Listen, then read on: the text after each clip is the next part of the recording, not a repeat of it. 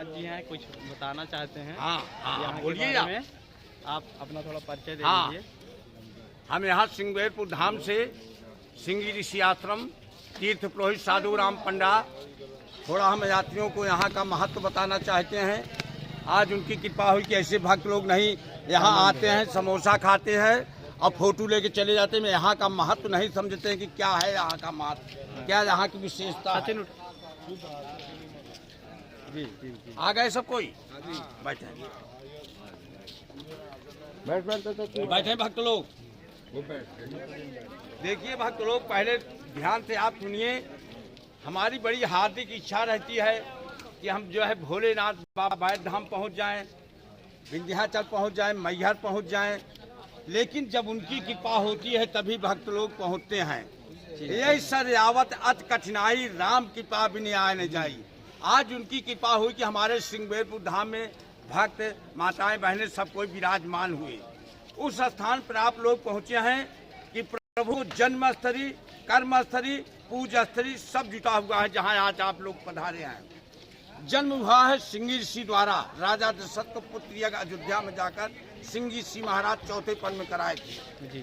जैसे सब अतीत का यहाँ पर बैठक हुआ है, इसी प्रकार से इंद्र के दरबार में सब राजाओं का बुलवा हुआ।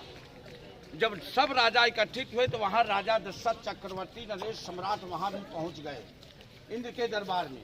और जब कथा समाप्त हो गई, सब राजाओं चलने लगे, तो इंद्र देवता अपने दरवाजे में पानी छिटवाना चालू किए। लोग वहाँ कहाँ इंद्र देवता पानी के छिटवा रहे हैं, कहाँ राजा निर्वंशी का पैर पड़ा, इसे पवित्र करने के लिए जल छिटवा रहा हूँ।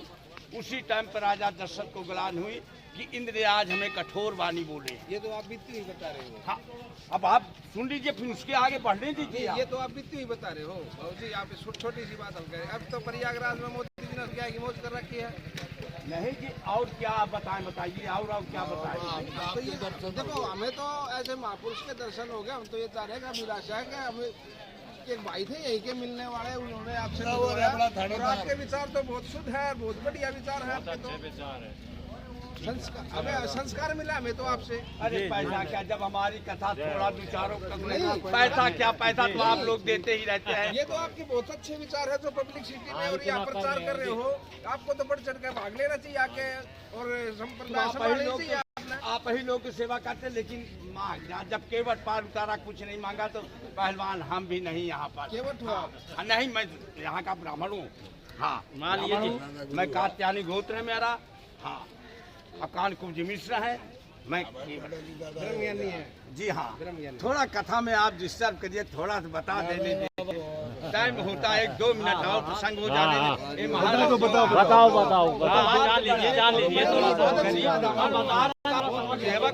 सामान थोड़ा से आप ब्रेक लगा दीजिए, इतना जाम में फंसते रहते हैं। जल्दी कथा बता दें। अच्छी बात चल रही है, विस्तार से बताओ। हाँ, राजा दशरथ को जो है वहीं पर गलान हुई और वहाँ बस उनके जो है इंद्र के दरबार से कहाँ पहुँचे, अयोध्या पहुँचे।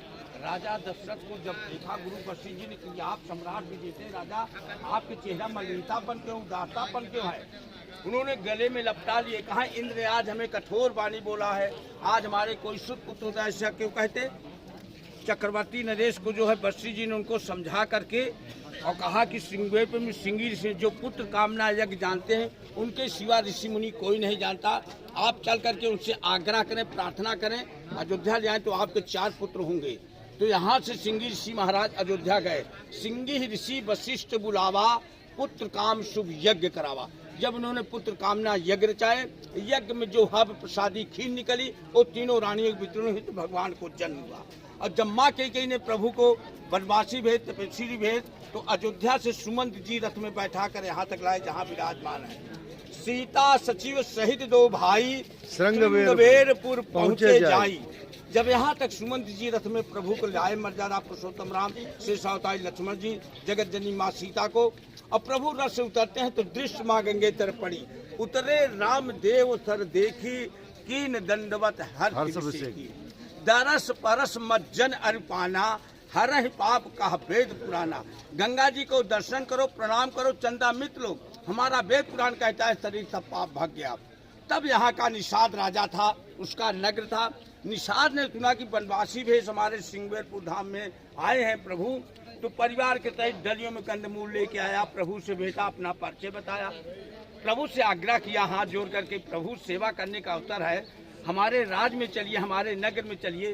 प्रभु ने कहा निषाद राज सखा, पिता की आज्ञा नहीं है, माँ के आदेश नहीं है, हमें 14 वर्ष के लिए वनवास हो चुका है। तो निषाद को बड़ा दुख हुआ कि प्रभु आए, सेवा करने का अवसर है, मेरे राज में नहीं चल रहे। प्रभु से निषाद राज ने हाथ जोड़कर विनय करके कहा, प्रभु मेरी फुलवारी है, बगीचा, वहाँ रात्रि निवास करें। प्रभु यहीं से पग यात्रा प्रारंभ किए, निषाद राज की बाटिका में गए। तब निषाद पति उर अरुमाना, तर शीशपा मनोहर जाना, लय रघुनाथा ठाई दिखावा, कहो राम सब भास हुआ। प्रभु ने कहा निषाद राज सखा, पिया का बगीचा तो बहुत सुंदर है, हम यहाँ रात्रि निवास करेंगे। निषाद ने सोचा तो प्रभु वनवासी भेष में शयन किस्मत कराए, गद्दे पे तो सोए नहीं। उस चबूतरे में कुशा की चटाई बनाया, कंदमूल का भोग लगा। प्रभु ने वहीं से मर्यादा पुरुषोत्तम राम ने जो है जटाजूट बना करके राजकुमार भेष को त्याग करके वहीं से तपस्वी हो गए। होत प्रात भट्ट क्षीर मंगावा, अनुतैपी जटाजूट बरगद के दूध से बना करके वहीं तपस्वी हो गए। और तीनों प्राणी ऐसे जाकर गंगा तट पर, केवट नाविक था, निषाद राजा था, केवट से नौका मांगी नाव न केवट आना, और कहिए तुम्हार मरम में जाना। प्रभु ने कहा केवट भैया अपनी नौका को लाइए, हमें दूर जाना है। कह रहा है प्रभु आपके मरम को मैं जानता हूँ, जगत जननी सीता लक्ष्मी जी खड़ी हैं, शेषावतारी लक्ष्मण जी की, बताइए मेरे प्रभु से बाहें कर रहा है। यहाँ का केवट कह रहा मरम को जानते हैं। शेषावतारी लक्ष्मण जी कहते हैं केवट क्या मेरे प्रभु को मरम को जानते हो? कहा हमने सुना है कि छुअत शिला भई नार सुहाई, आपके चरणों में जादू है धूलों में। गौतम जी ने अपनी पत्नी अहिल्या के किसी कारण पर श्राप दे दिए, कई हजार वर्ष नारी से शिला पत्थर बन गई।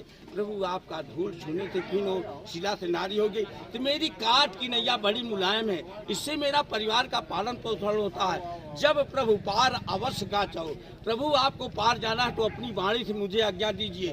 किसी तीर्थ में किसी भक्त को नहीं दिया, लेकिन यहाँ प्रभु निषाद राज को अपनी वाणी से कहा केवट को चरण धोने के लिए। केवट ने चरण को धोने के लिए कठौते में पानी लाता है।